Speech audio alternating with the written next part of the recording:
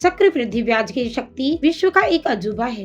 कहा जाता है कि मैनहट्टन टापू की खरीदारी सबसे सस्ते सौदों में से एक रही थी। न्यूयॉर्क को $24 मूल्य की सस्ते आभूषणों और मालाओं में खरीदा गया था। लेकिन जरा हिसाब लगाएं, अगर उस $24 को 8% सालाना ब्याज पर निवेश कर दिया जाता तो 1995 तक वही $24 $28 ट्रिलियन से ज्यादा हो जाते। इतने पैसे से मैनहट्टन को दोबारा खरीदा जा सकता था और इसके बाद भी इतना पैसा बच जाता कि लॉस एंजेलिस का ज्यादातर हिस्सा भी खरीदा जा सकता था। लेकिन अगर आपके पास ज्यादा समय ना बचा हो या आप जल्दी रिटायर होना चाहते हो तो क्या करें? आप पैसे गंवाने के अपने डर को कैसे दूर करें? मेरे गरीब डैडी ने कुछ नहीं किया। वे सिर्फ इस मुद्दे से कतराते रहे और इस बारे में बातचीत करने के लिए तैयार नहीं हुए। दूसरी ओर मेरे अमीर डैडी सलाह देते थे कि मैं टेक्सास के लोगों जैसी मानसिकता रखूं। वे कहा करते थे, मैं टेक्सास और वहाँ के लोगों को पसंद करता हूँ। टेक्सास में हर चीज बड़े पैमाने पर होती है। जब टेक्सास के लोग जीतते हैं तो वह भारी जीत होती है और जब वे हारते हैं तो वह हार भी अद्भुत होती है।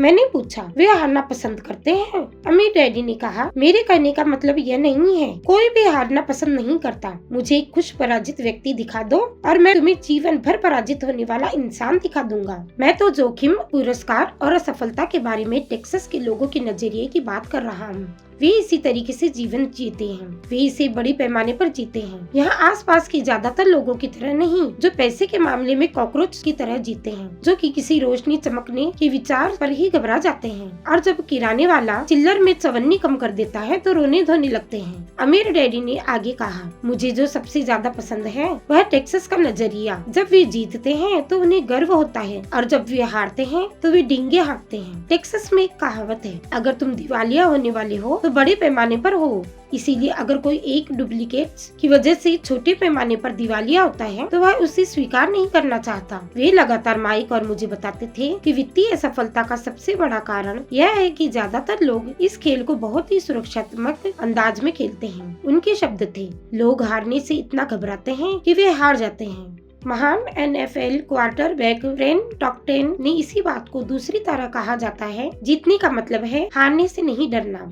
मैंने अपनी जिंदगी में इस बात पर गौर किया है कि जीत आमतौर पर हार की ठीक बाद आती है। साइकिल चलाना सीखने से पहले मैं कई बार गिरा। मैं आज तक किसी ऐसे गोल्फ खिलाड़ी से नहीं मिला जिससे कभी कोई गोल्फ बॉल ना खोई हो। मैं ऐसे प्रेमियों से नहीं मिला जिनका दिल कभी न टूटा हो और मैं आज तक किसी ऐसे अमीर व्यक्ति से नहीं मिला जिसने कभी पैसा ना गंवाया हो।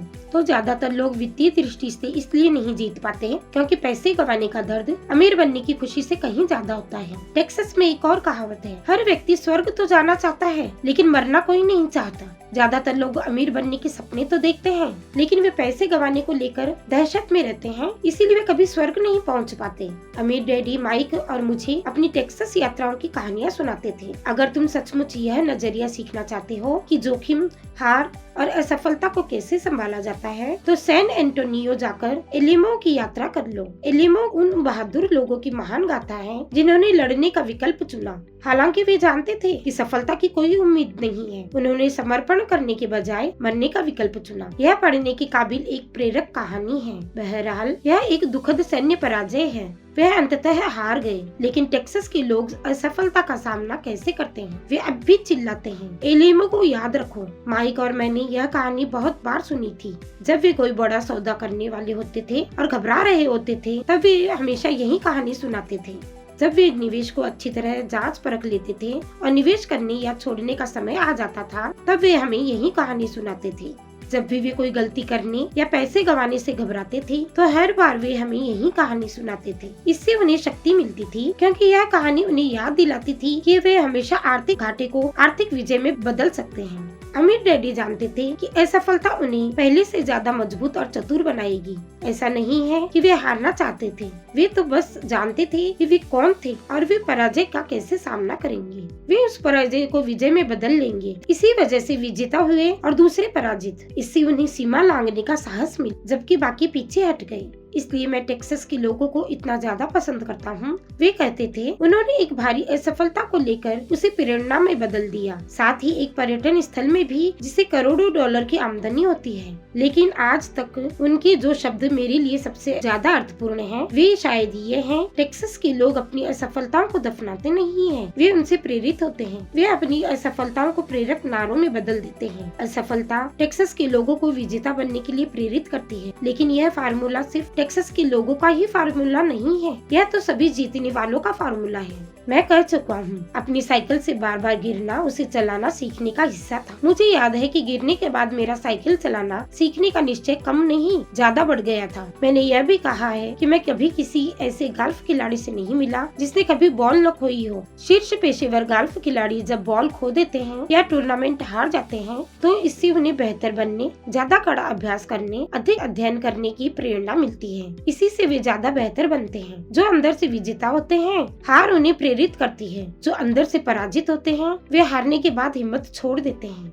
मुझे जॉन डी रॉकफेलर का यह कथन दोहराना अच्छा लगता है। मैं हमेशा हर विपदा को अवसर में बदलने की कोशिश करता था, और जापानी अमेरिकी होने के नाते मैं यह कह सकता हूँ। कई लोग कहते हैं कि पर्ल हार्बर अमेरिकी गलती थी। मैं कहता हूँ यह जापानी गलती थी। टोरा टोरा टोरा फिल्म में एक गंभीर जापानी एडमिरल अपने उत्साह बढ़ाने वाले अधीनस्थों से कहता है, मुझे डर है कि हमने एक सोए हुए दैत्य को जगा दिया है। पर्ल हार्बर को याद करो एक प्रेरक नारा बन गया। इससे अमेरिका के भारी नुकसान को विजय के कारण में बदल दिया। इस भारी पराजय ने अमेरिका को शक्ति दी और अमेरिका जल्दी ही विश्व महाशक्ति के रूप में उभर कर सामने आया। असफलता विजेताओं को प्रेरित करती है और असफलता पराजितों के हौसले पस्त कर देती है। यह विजेताओं का सबसे बड़ा रहस्य है। यह वह रहस्य है जिसे हारने वाले नहीं जानते। विजेताओं का सबसे बड़ा रहस्य यह है कि असफलता जीतने के लिए प्रेरित करती है, इसलिए उन्हें हार से डर नहीं लगता। मैं फ्रैंक टॉकटेन के उदाहरण को दोहराना चाहता हूँ। जीतने का मतलब है हारने से नहीं डरना। फ्रैंक टॉकटेन जैसे